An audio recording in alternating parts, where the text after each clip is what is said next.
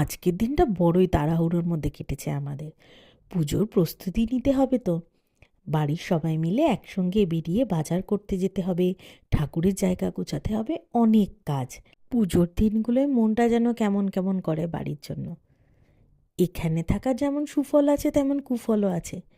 এই যে মন কেমন করছে, কিন্তু বাড়ির সবাইকে নিয়ে পুজোর সমস্ত কাজ করার মজাটাই আলাদা না? আমাদের জীবনটা তো এরকমই। সব কিছু তো আমরা একবারে পাবো না। সব জায়গায় কিছু না কিছু আমাদের ছাড়তে হবে। আর এইটা যদি আমরা মেনে নিতে পারি, জীবনের থেকে বেশি সুখ আর কিছুতে নেই। আমার অবশ্য কোনো অসুবিধা হয় না।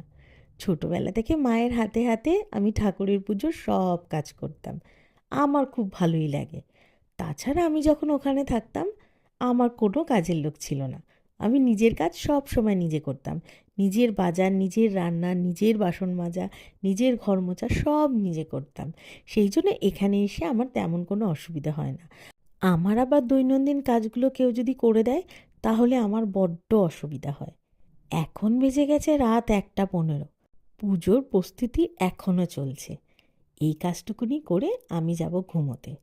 আমার ভিডিওগুলো কেমন লাগছে তোমরা কিন্তু অবশ্যই জানিও।